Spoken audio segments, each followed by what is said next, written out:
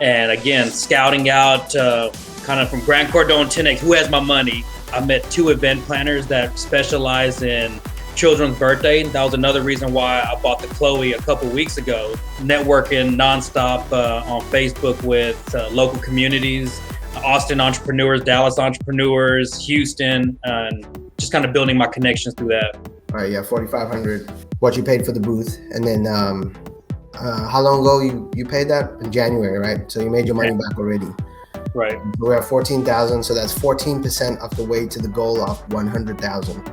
I definitely believe it was my persistence, but I wasn't selling her. I was selling her on my experience, what I bring to the table. I showed her my other events. Obviously, the testimonials are key, and that's what I did in the 5 keys to being successful. Basically, what's helped me are the testimonials.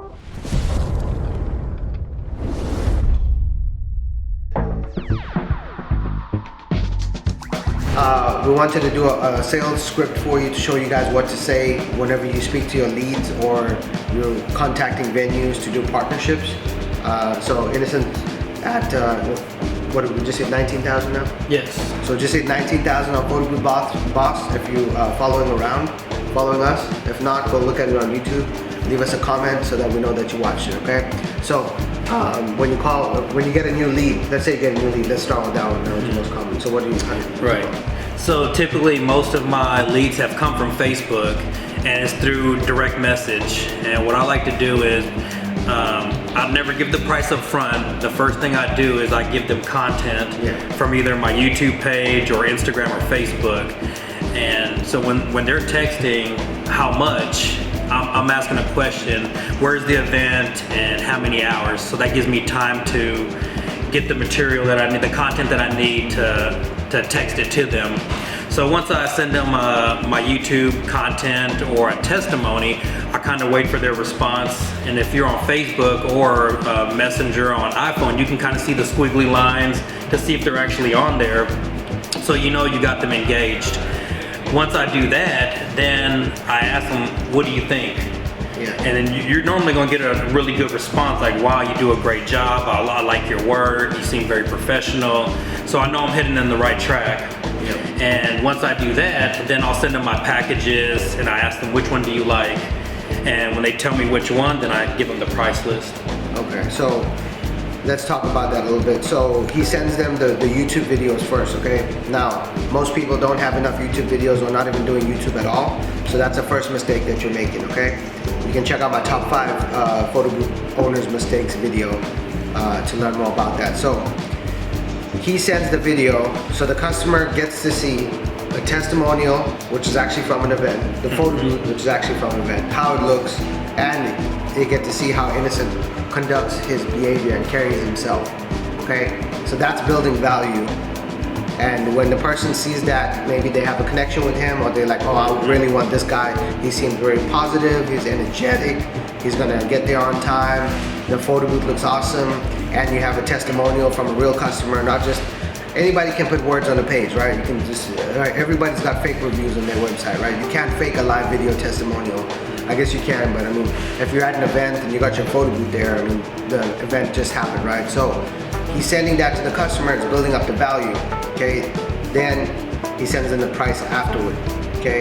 Price becomes a problem in the absence of value, okay? So if you're constantly crying about how you can't get events that are more than $200 or $300, it's because you haven't built up enough value. So with Innoscent, he's sending them the video testimonials, the pictures, he's waiting for their response to make sure they watched it, which I really like, right? And then after that, then he's sending them the package prices, right? And the packages are just for like how many hours you want, what's all included. And what's included, right? Yeah. And so, you know, even doing that, you should have a video for each package.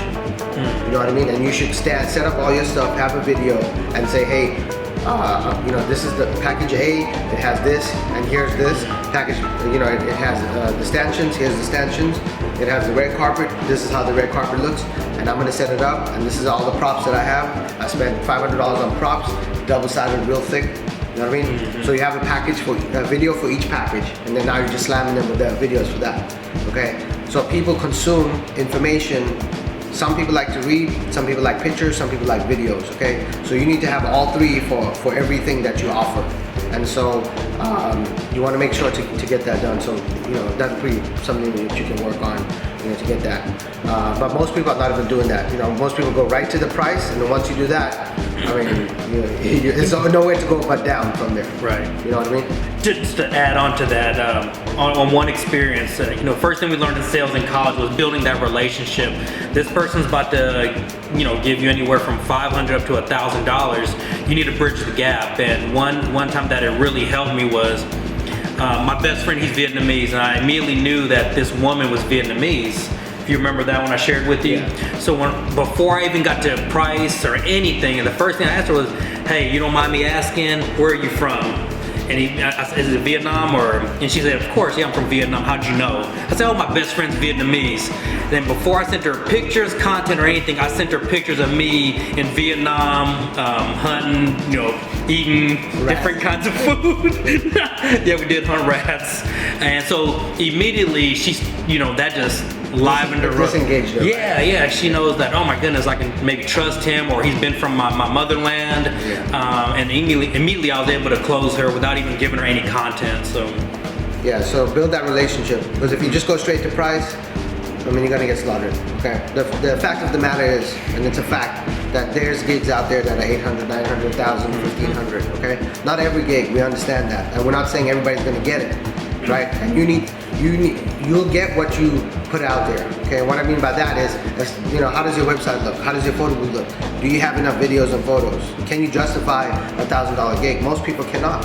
Most people cannot, that's the truth, okay? And so if you want to get those type of gigs, you have to have all the stuff in place, which Innoscent is doing. He does have the videos and stuff, and it's honestly surprising that he doesn't even have a website yet, okay? I mean, we're already 3 months in. He got messed up with the website. You can check the other episode for that. We'll talk about what happened. But we're working on that to get that set up in the next episode. And he's still able to generate, you know, close to $20,000 already, okay? Which is insane. So it's not a, you know, it's a matter of effort. Okay, YouTube is free, right? Exactly. You pay for YouTube? Nope. What do you pay to make your videos? Nothing. So why aren't more people doing it? They don't see significance, they don't see no value in it. Right. But it's been the most significant thing for your business, right?